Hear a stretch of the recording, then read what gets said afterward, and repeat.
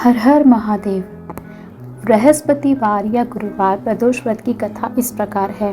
एक बार इंद्र और वृत्तासुर में घनघोर युद्ध हुआ। उस समय देवताओं ने दैत्य सेना पराजित कर नष्ट भ्रष्ट कर दी। अपना विनाश देखकर वृत्तासुर अत्यंत क्रोधित हो स्वयं युद्ध के लिए उद्यत हुआ। मायावी असुर ने आसुरी माया से भयंकर विकराल रूप धारण किया। उसके स्वरूप को देखकर इंद्रादिक सभी देवताओं ने इंद्र के परामर्श से परम गुरु बृहस्पति जी का आवाहन किया। गुरु तत्काल आकर कहने लगे, हे देवेंद्र, अब तुम वृत्तासुर की कथा ध्यानमग्न होकर सुनो। वृत्तासुर प्रथम बड़ा तपस्वी कर्मनिष्ठ था। इसने गंधमादन पर्वत पर उग्र तप करके शिव जी को प्रसन्न किया था। पूर्व समय में यह चित्ररथ नाम का राजा था।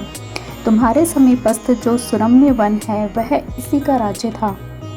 अब साधु प्रवृत्ति विचारवान महात्मा उस वन में आनंद लेते हैं। भगवान के दर्शन की यह अनुपम भूमि है। एक समय चित्ररथ स्वेच्छा से कैलाश पर्वत पर चला गया। भगवान का स्वरूप और वाम अंग में जगदम्बा को विराजमान देखकर चित्ररथ हंसा और हाथ जोड़कर शिव शंकर से बोला, हे प्रभु, हम माया मोहित हो विषयों में फंसे रहने के कारण स्त्रियों के वशीभूत रहते हैं, किंतु देवलोक में ऐसा कहीं दृष्टिगोचर नहीं हुआ कि कोई स्त्री सहित सभा में बैठे। चित्ररथ के यह वचन सुनकर सर्वव्यापी भगवान शिव हंसकर बोले कि हे राजन, मेरा व्यवहारिक दृष्टिकोण पृथक है।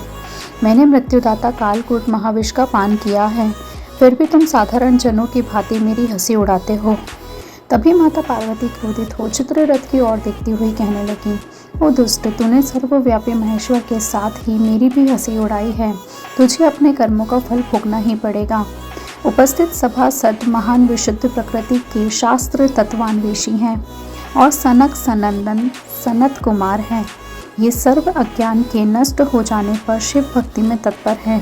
अरे मूर्खराज, तू अति चतुर है, अतः मैं तुझे वह शिक्षा दूंगी कि फिर तू ऐसे संतों के मजाक का दुस्साहस नहीं कर पाएगा। अब तू दैत्य स्वरूप धारण कर विमान से नीचे गिर। तुझे मैं श्राप देती हूँ कि अभी पृथ्वी पर चला जा। जब जगदम्बा भगवानी ने चित्ररथ को यह शाप दिया तो वह तत्क्षण विमान से गिरकर राक्षस योनि को प्राप्त हो गया और प्रख्यात महासुर के नाम से प्रसिद्ध हुआ। तवस्टा नामक ऋषि ने उसे श्रेष्ठ तप से उत्पन्न किया और अब वही वृत्तासुर शिव भक्ति में ब्रह्मचार्य से रहा। इस कारण तुम उसे जीत नहीं सकते। अतः मेरे परामर्श से यह प्रदोष व्रत करो, जिससे महाबलशाली दैत्य पर विजय प्राप्त कर सकोगे। गुरुदेव के वचनों को सुनकर जब देवता प्रसन्न हुए और गुरुवार त्रयोदशी प्रदोष व्रत को करने लगे तो उनका भी उद्धार हो गया। हर हर महादेव।